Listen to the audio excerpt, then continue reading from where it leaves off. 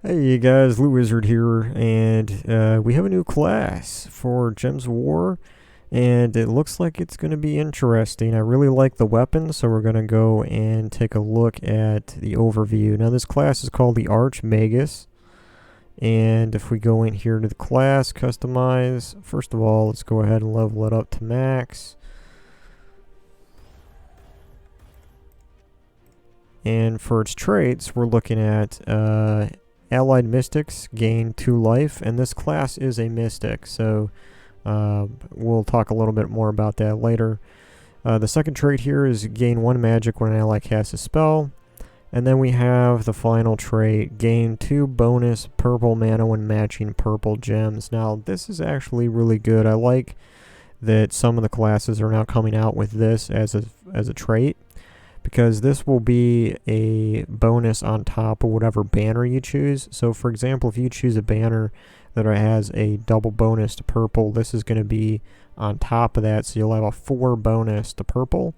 And then within the class itself, if there is a way to boost that color, then you'll get another one, which we're going to take a look at the talents in this class and see if there is a way that we can get an extra purple mana on top of that. So I'm going to go ahead and unlock these traits for the class, and let's take a look here real quick at the class info. It is for the Kingdom Silverglade, so that's really good. If we have weapons that generate mana based on Silverglade troops or on Mystic troops, this is going to be a really good class for that weapon. Now, there is a class weapon that comes from this, and we will have to win 250 battles with this class equipped in order to get it, but I think this weapon is going to be really good. What it is basically the opposite of the Essence of Evil weapon, which gave an enemy troop all negative status effects, and then it exploded a certain amount of gems of their color. What this one does, this one is called the Reflection of Good, and it will grant all status effects to an ally, then explode gems boosted by your current magic of their mana color. So, you know, all status effects, we're talking it's going to give your troop Bless, it's going to give it Reflect, it's going to give it Enchant, it's going to give it Enrage, it's going to give it all of those positive status effects. It's just going to be given to it. It's going to be great. And then it's also generating mana by the exploding gems of their color. And also it has the 15 mana cost, which is the same as the Essence of Evil weapon with the Plague Lord class. So it's same mana cost, different color. The Essence of Evil weapon is green, and this one is purple. So, and as I mentioned before, this is a Mystic, considered a Mystic troop, this hero class, so that is going to come in really important when you're building teams just based on Mystic troops and with a weapon that generates mana based around those Mystics. Now for skills, it's going to get a boost, 5 boost of magic for using purple weapons, and that's pretty obvious because, well, the class weapon is purple. Now, as far as the talents, let's go look through these one by one, and I'll give you my opinion as we go on how these talents match up with what I think is good. So right away in the first section here at level 1, we have Magical Shield, Chaos Storm, and Demonic Rage. Now, I think right here, if you're using purple, this Magical Shield is going to be, you know, it's going to be okay. All purple allies gain 2 armor. And since the class weapon is purple, if you're using that weapon, it would gain it 2 bonus in armor. Not much, but it's something. Now, this one here, Chaos Storm, is interesting at level 1. Right away it unlocks. It summons a random storm on 4 or 5 gem matches. That might actually come in really handy because even though it's random, you're going to be getting a lot of 4 and 5 matches generally in different team setups, especially if you have a weapon that's generating mana. So getting a random storm might actually help you out a lot depending upon the diverse colors in your team. Then we have Demonic Rage, which is all demons gain 1 attack, which really isn't that significant because it's not like they're gaining 1 attack each turn. They just simply gain 1 attack. So I would say probably the best option here out of the 3 is going to be Chaos Storm. That's what I would end up choosing. Moving on to level 5, we have Mage Lord, Mace of Power, and Dark Hunger. Now for Mage Lord, you gain 2 magic if in the last position in your troop setup. Mace of Power is gain 2 magic if using a mace. Dark Hunger, steal 1 life from the first enemy when matching purple gems. Now I would say the 2 best ones are Dark Hunger and Mage Lord. Mage Lord would be good if you are going to put your hero class at the bottom of the team. But if you don't generally do that and you want to put it in the second to last or in the first or somewhere in between, then Dark Hunger is going to be probably the best one in this tier. Moving on to level 10, we have Anti-Magic Sphere, we have Thunder Fist, and Plague Bearer. Now, Anti-Magic Sphere reduces damage from spells by 20%, which is always good. And so this one already is favorable for me. Thunder Fist, all yellow allies gain 1 magic. And Plague Bearer is Disease, a random enemy on 4 or 5 matches. And for me, I would personally say Anti-Magic Sphere is the best out of these 3, Plague Bearer being the second best because Disease is pretty strong. It will have the amount of mana that a troop gains if it's diseased. So it'll really slow down the enemy team from gaining mana and cut off its looping potential. So disease is always something that's really good negative status effect to put on the enemy. All allies gaining 1 magic. It's not like they're gaining it every single turn. It's only one single stat bonus at the beginning of the battle all the way through. So I would say Anti-Magic Sphere best, Plague Bearer second. Mana Source, going on to the next tier here, level 20, we have Mana Source, Storm Aura, Spawn of Hell. So right away, Mana Source is good because you're starting battles with 50% mana.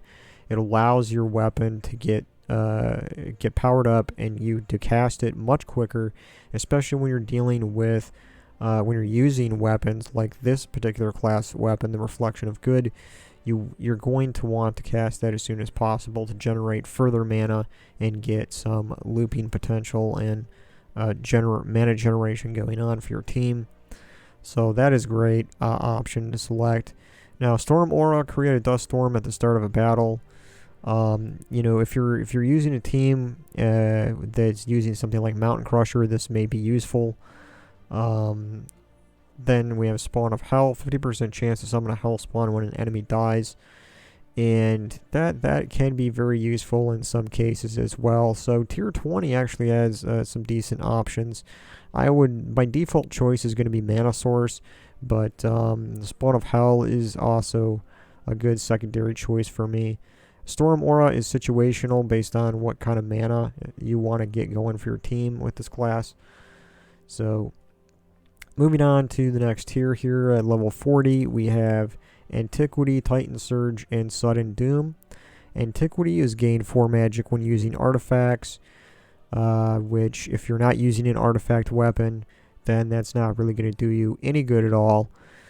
Titanic Surge, all giant allies gain 1 life and magic. Now, if you're not using giant allies, this is going to be completely useless to you. So it's really situational talent, just like Antiquity is. And Sudden Doom is create a Doomstorm at the start of the battle. And this is actually really good. Doomstorms is going to allow more Doom Skulls to drop on the board, just like it would for a certain color of gem. So, especially if you're going for a team like with Glaceon in the team or some kind of Doomskull weapon, this would be really great because as soon as the board explodes, you're going to have a lot of Doomskulls just dropping down, and that's going to have a lot of damage going on. So, I would say the best one here at level 40 is going to be your Sudden Doom. Again, that's probably situational based upon whatever team you're running. And we have here at level 70, the next tier, we have Arcane Surge, Lightning Strike, and Delirium. Arcane Surge is we're getting a bonus purple to purple mana, and this is what I was talking about earlier, that once you get down this far, you will be able to have an extra bonus to purple. There's already 2 bonus with that final trait, and then if you use a banner with double purple, this would give you the 5th bonus to purple, which means every time you match 3 purple gems, you're going to get like a bonus of 5 purple on top of that. And it means that whatever troops or weapons you're using with purple, with this class, they're going to fill up quick, and that's going to be great. So that's a really good option there, Arcane Surge. Moving on to Lightning Strike. I'm a fan of Lightning Strike. I like it whenever I see it in any of these classes because it really keeps the board moving. It's one of the things that makes the Titan class to this day the best class for me in most situations, is that it does have Lightning Strike combined with Rock Solid, and those two are just really great together. But anyway, about this class, I like it. I like that it's here. That's going to be a really good option. It's going to be hard to go between, should I pick Arcane Surge or should I pick Lightning Strike? But, you know, Lightning Strike would probably be my default, just because that's going to keep the board moving a lot more than perhaps just the bonus to purple. But sometimes if you're really focusing in on a team that uses purple, that Arcane Surge would be a good thing to select. Now, finally here in this row, we have Delirium. Gain 2 magic and attack when I take damage to life. So that's kind of situational as well. I wouldn't say that would be something I would select all the time. I would select Lightning Strike over Delirium for sure. Now, finally, we are moving on to the final tier of talents. At level 100, we have Mystic Channel, Lord of Storms, Chaos Wave. Mystic Channel, all mystics gain 2 magic and life when an enemy dies. Lord of Storms, elementals gain 1 magic when an ally casts a spell. And Chaos Wave, all enemies lose 1 point on a random skill when I match skulls. So we have a few interesting ones there. You know, this here, all mystics gain 2 magic and life when an enemy dies. It's interesting, but there's only so many times that enemies are going to die, right? So you're not going to get a whole lot of boosts out of that one. It's just kind of like, here's a little something extra when you do kill 1 or 2 enemies. Now, for Lord of Storms, elementals gain 1 magic when an ally casts a spell. You do have, in some team setups, the potential to cast a lot of spells, especially like with looping troops, like the King Gobtraffle Goblin troop that has a lot of mana generation and its looping potential, and you're going to cast a lot of spells. And if you have an elemental in there, which I think most trolls are actually elementals, so they would gain magic like every time that you do that. Now, but I don't think the trolls have any magic to really boost, so that wouldn't be really that useful at all. But you do have troops like Infernus, which is an elemental troop, so there might be some use you can get out of that. Chaos Wave, all enemies lose 1 point on a random skill when I match skulls. That could be useful too in certain cases. If you have a skull team, and you have something like Keeper of Souls in that team, you can just like select which gems you want to create into skulls. You know, you could get a lot of enemies losing points on random skills because you'll be matching so many skulls. But yeah, that's pretty much it. Just to recap here, what I think are probably my default choices when I'm going into, let's say I have this thing already at 100. Eventually, I would like this class at level 100. So my default picks are going to be Chaos Storm at the top and probably Dark Hunger for second. The third row, I'm going to go with Anti-Magic Sphere. And then I'm going to go Mana Source for the next one. And then I'm going to go over here to Sudden Doom. And for the level 70, I'm going to say Lightning Strike is probably my first choice. Arcane Surge is second. And at 100, I'm going to go with probably Lord of Storms. Would probably be my default one. Just because there are quite a few elemental troops that I do use, and that will be a good thing there to boost their magic every time that an ally casts a spell. So yeah, that's my thoughts here on the new class, Archmagus class. And like I said at the earlier in this video here, it's assigned to the Silverglade Kingdom. So there are certain weapons. I think I do have a few. Let's go look really quick here and see. Oops. I do, in fact, have a weapon here, which I have not yet upgraded, that is a Silverglade weapon.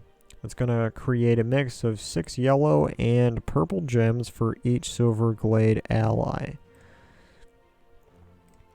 So yeah, that's interesting there. And then if you go to troops, and we'll clear that out and go to kingdoms, and let's go to the Silverglade Kingdom here and take a look at what troops are available that we could build a team around that class and that weapon.